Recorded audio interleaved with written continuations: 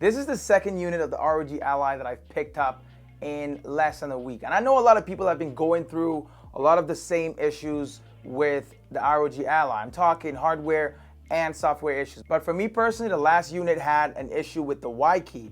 So that just stopped working out of nowhere. I woke up the next day and it just wasn't working. So I did everything I possibly could, updated everything. I even went ahead and reset the device and reinstalled Windows in hopes that maybe, just maybe, it was some kind of setting or a driver that I messed with or something at some point, but that did not fix it. So I figured that's probably a bad unit, so I decided to return it and picked up another one to give it another try. And right now everything's going great. I had to delete this video a little bit longer, but it's worth it. I'm glad that I found out about that problem before I made the video. Honestly, I don't know if this one is gonna crap out on me in 2 days, in a month, in a week, but so far it's been great. And I'm ready to kind of share my experience over that 1 week period that I've had, I guess, 2 ROG Allies now. I'm gonna go over everything that I went through in terms of installation setup and my thoughts on the handheld in general, especially in comparison to the Steam Deck. Let's check it out.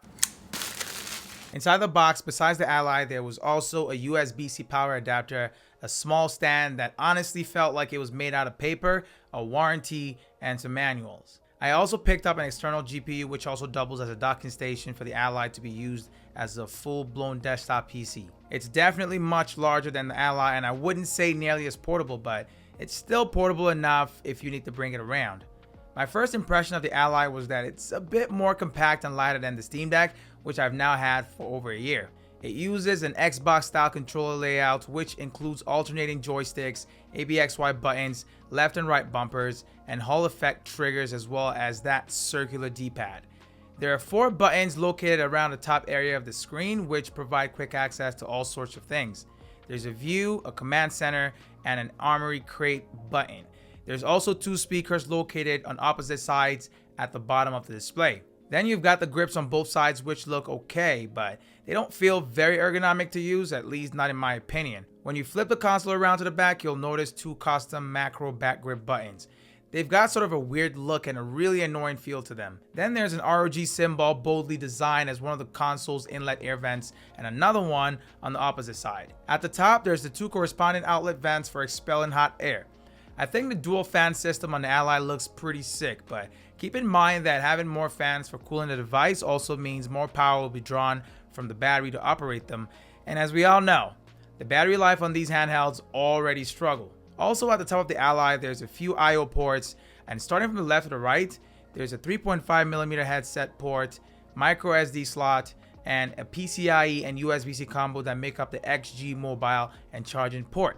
There's also volume controls, LED indicator lights for battery and power, and a button that serves as both power and fingerprint scanner, all at the top. There's nothing at the bottom of the device, but I feel like there should have been a second USB-C port below for alternative charging when using the top ports for data. The XG mobile port is how you're going to attach an external GPU to the Ally for more power. Keep in mind that the eGPU will have to be purchased separately. It doesn't come with the Ally. The Ally can still be used independent of an eGPU, so it isn't necessary to buy one, but you're also limited to the maximum power of the Z1 Extreme's iGPU. The Ally comes equipped with something called an APU, which is a combination of a CPU and an integrated GPU. There's supposed to be 2 variants of this APU for the Ally, with one having better performance than the other one.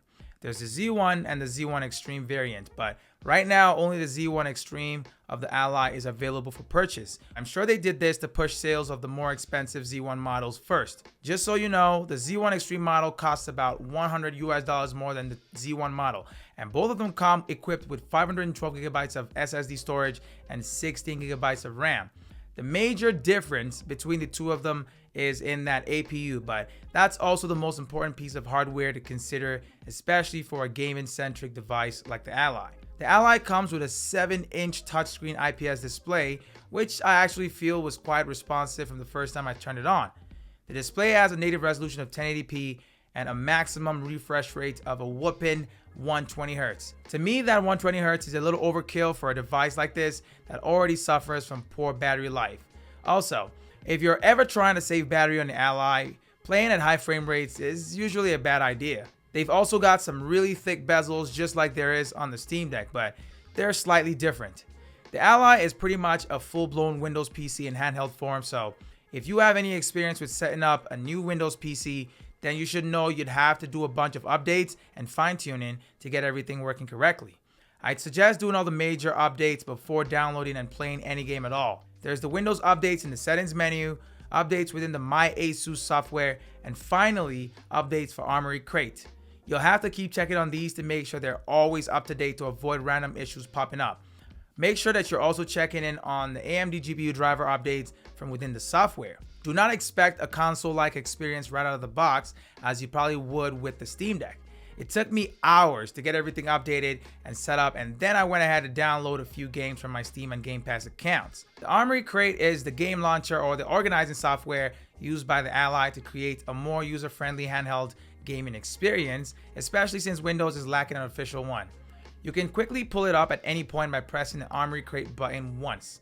It'll display every game on the console in one central library for easy access, so it doesn't matter if you've got all of your games downloaded on Steam or even a mix of different game launchers. Instead of having to open each one to launch your game, you can launch them all through the Armory Crate game library. On some of the Windows-based handhelds I've used in the past, handheld mode software have most times been very difficult to work with. My experience with Armory Crate hasn't been perfect, but it's been a little bit better than the rest of them. I still experience weird glitches often where I'll have to restart the entire software to solve it. Adding games to Armory Crate is pretty easy as it does that automatically, and if it doesn't, you can always manually add or remove games from the library yourself.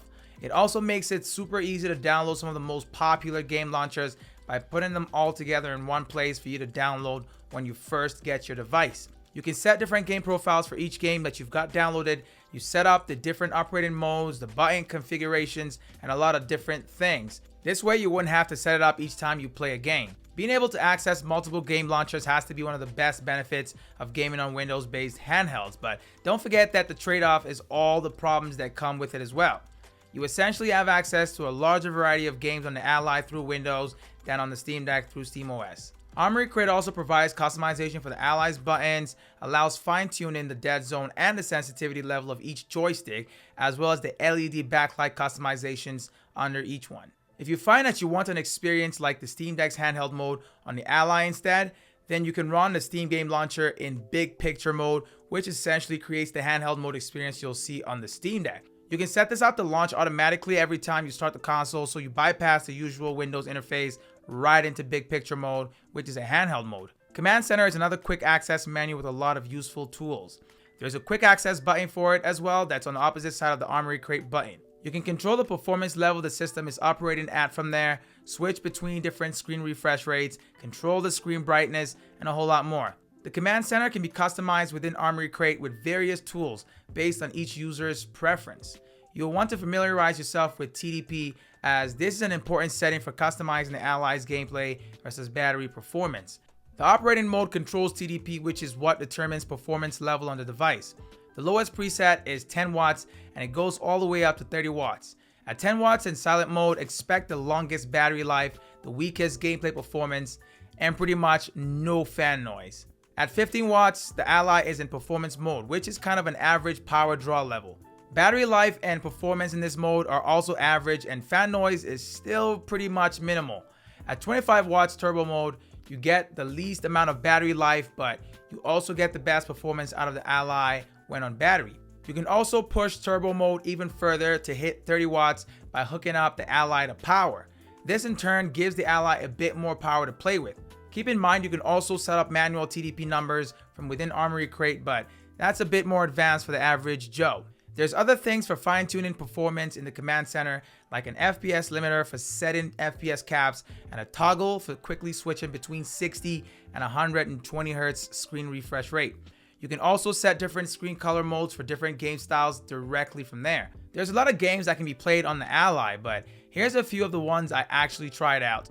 The first was Watchdog's Legions. I launched the game directly from Armory Crate and was prompted with the usual Ubisoft account login screen you get with Ubisoft games. After logging in, the first thing I did was jump into the settings menu, which you'd want to do for every game the first time you open it on a Windows PC. I set everything up to try maximizing the 120Hz display on the Ally, which meant setting the graphics to the lowest quality for the best frame rates. Gameplay looked great at the native 1080p resolution, and I was getting high 40 and 50s for FPS counts. The result looked really good and ran smoothly, but the Ally still wasn't using that 120Hz refresh rate. This was also at the maximum TDP of 30 watts in turbo mode with the console plugged in.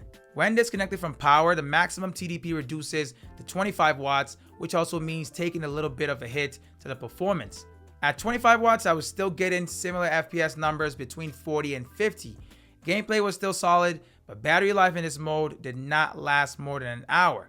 I went lower and tried it at 15 watts, and frame rates still stayed above 40 surprisingly.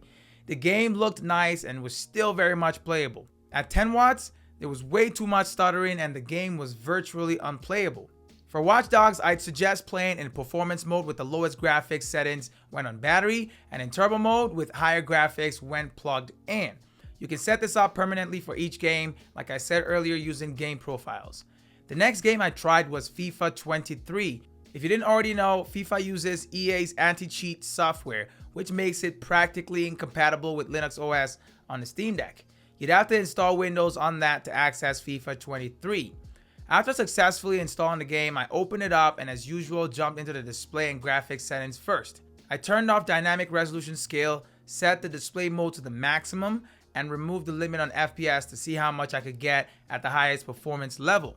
I also set the graphics rendering quality and other graphics settings to auto to let the system decide what's best. Like the last game, I also started off at 30 watts TDP in turbo mode with the device plugged in, and with this I was able to achieve some pretty solid frame rates ranging from between 60 to 90, which was really nice and smooth. The cutscenes in the game did have a lot of stutters though. I was getting much lower FPS numbers whenever they came on screen, somewhere around 15 to 30 frames per second. It didn't bother me too much as long as actual gameplay kept running smoothly at those high frame rates. At 25 watts with the Ally now disconnected, I was still getting some pretty high FPS numbers between 60 and 85 with some occasional dips below 60. I lowered the TDP further to 15 watts and was still getting between 40 and 60 frames per second consistently, which is still really nice since performance mode at 15 watts is great for longer play times when you're on battery. As soon as I hit 10 watts TDP, the game once again started to struggle a lot. By now, if you're not new to the channel, I'm pretty sure you noticed that I showcase Mad Max a lot. But that's because it's one of the best performing games I've played on the Steam Deck, so I had to try it out on the Ally as well. On the Steam Deck, Mad Max ran great consistently at the maximum 60 FPS the screen would allow, so I decided to see how much more I could get with the Ally's 120Hz display and the more powerful Z1 Extreme APU. Keep in mind that the Steam Deck also has a lower 800p maximum resolution than the Ally's 1080p, so that requires less power to operate as well. As usual, the first thing I did was jump right into the game's graphics menu. I then set the resolution and refresh rate to the maximum, turned off VSync, and then set the graphics to the highest preset.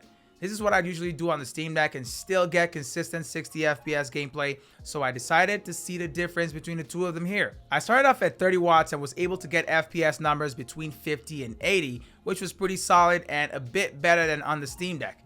The game looked really nice at 1080p and ran smoothly throughout. Next, I decided to lower the graphics preset to the lowest to see how much more frames I could still squeeze out when playing at 30 watts. FPS numbers improved slightly to hanging around the high 70s to the 80s. At 15 watts in performance mode, the game was still running smoothly, this time hanging between 50 and 70 FPS. This is pretty good as well since more battery life can be gotten out the Ally while you're playing in this mode.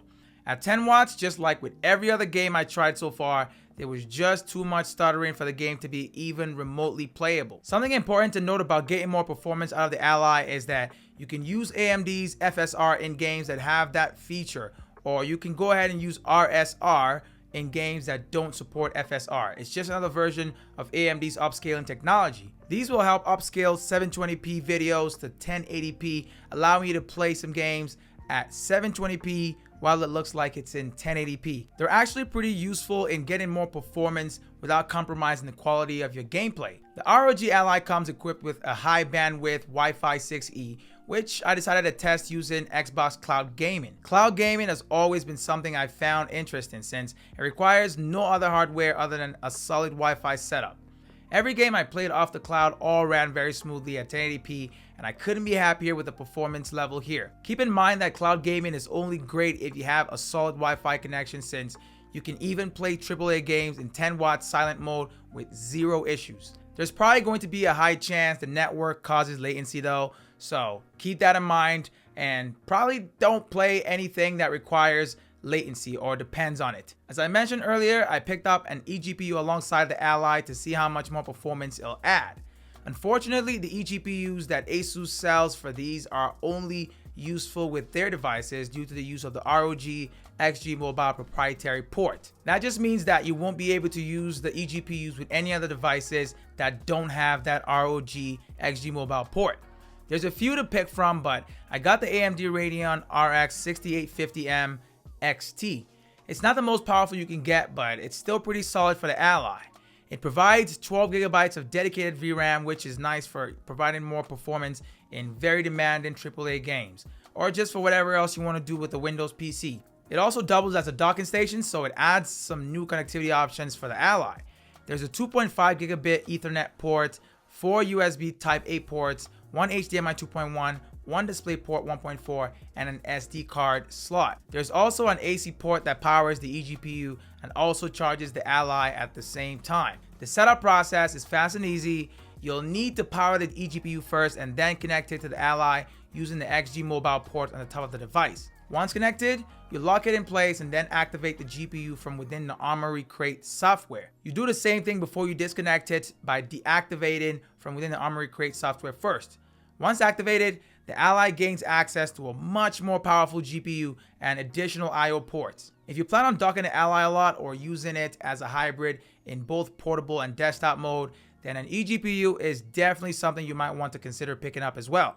Keep in mind that the XG Mobile cable connecting the eGPU to the Ally is super short, so it won't be very comfortable to use in handheld mode for long periods of time. On FIFA 23, I was now able to consistently maintain 120 FPS and more. I was getting higher than that, which felt pretty much like desktop PC level performance. Watchdogs, which I could only get to play between 40 to 60 FPS without the eGPU, was now getting close to 120 FPS with even a higher graphics preset enabled as well. Using the eGPU with the Ally would probably be better if you plan on using it with an external monitor as opposed to using it to boost your handheld gaming. I hooked up the Ally and the eGPU to my living room TV to test some 4K gameplay, and it did not disappoint. With the right settings, I was able to get up to 60 frames per second consistently, which turned the Ally into a beast for couch gaming as well. The battery life on the Ally is just as bad, if not even worse than it is on the Steam Deck. I got about 45 minutes to 1 hour playing a 25 watt TDP in turbo mode on most games. You can probably get up to 2 hours if you play at 15 watts in performance mode, so whatever games you can play at that, I'd suggest doing so, especially when trying to save battery. The console also supports fast charging, which means it charges a lot faster on the Steam Deck, going from 0 to 80% in roughly 40 minutes compared to about 90 minutes to get to the same level on the Steam Deck. If you want a Windows-based handheld with longer battery life, then you might want to check out other ones like the One X Player 2, for example. As for storage, it didn't take very long for me to fill up the 512 gigabytes the Ally ships out with, so you only get about 475 gigabytes of that to play with. Currently, I've got maybe 5 or 6 games and it's pretty much full, so I can't start much else without the risk of slowing it down. To increase storage, you'll want to get a UHS Type 2 SD card and then insert it in a card slot at the top. Alternatively, you can open up the device and replace the SSD with a much larger one. I honestly just wish it used the more affordable 2280 style SSDs. Instead, it uses the same 2230 style as the Steam Deck, and that usually costs a lot more for a lot less capacity. The maximum 2230 style SSD you can get is 2 terabytes. As you know, there's only one USB-C port on the Ally, which can be used for both power and data transfer. This means you'll be able to use a device like the Rokit Max AR glasses with it, but just like with the Steam Deck, the Ally also cannot be charged at the same time as when it's being used with the glasses or any other USB-C devices that doesn't provide power. The AR glasses do not have built-in batteries, but they do draw on a little juice from the Ally. You can also hook up the Ally to other external displays like your TV or even monitors using USB-C or HDMI. So you might want a carrying case or a bag to lug around your Ally, especially since ASUS doesn't provide one along with your purchase like Steam did with the Steam Deck. They sell the carrying bag for it separately, which I certainly wouldn't advise getting, as there's way cheaper options out there. If you already have a bag for the Steam Deck, then you can probably use that for this as well. The Ally is a bit smaller, so it'll fit in pretty much any bag designed for the Steam Deck. I tried it with one that I've used with all of my different handhelds, and it fits snugly in there like the others. All in all, in the short time that I've had the Ally, I've had both negative and positive experiences. Besides the defective hardware that a lot of people have experienced, including myself, some other negatives include the constant battle with drivers and updates on Windows OS, the weird back grip buttons, and the poor battery life. There's no touchpads on it either, but that never really bothered me, to be honest. I'm pretty sure that's going to be a deal breaker for some of you guys out there. Alright, if you're able to get past the negatives, some positives include being able to play more AAA games at frame rates of 40 and above, with a lot of demanding games playing between 50 to 60 frames per second consistently in turbo mode. The sweet spot on my Steam Deck has always been 40 frames per second, but on the Ally, that number has gone up by a little bit more frames and also at a better resolution of 1080p. The fans are also remarkably quiet even at the highest TDP in turbo mode. If you already game on a Windows PC, then the OS issues that come with the Ally shouldn't be new to you or even difficult to handle. You'll just now have a smaller version of your PC in a more portable form factor. If you have no experience dealing with gaming on a Windows PC, then you have to be prepared because you'll need a lot of patience to learn and to deal with all the OS issues that come with Windows. The Steam Deck, on the other hand, still provides a more user-friendly console experience, but at a lower level of performance. The performance is still top-notch for what it is, and I'll still strongly recommend getting one if you're after a budget-friendly device that still gets the job done. At this point in the handheld market, I find that it's all dependent on how much you're willing to pay and for what features you're willing to settle for. We'll see how well it holds up with time because it's got a bit of a bad start in my opinion. Thank you for watching. I'll catch you guys next time. Peace out.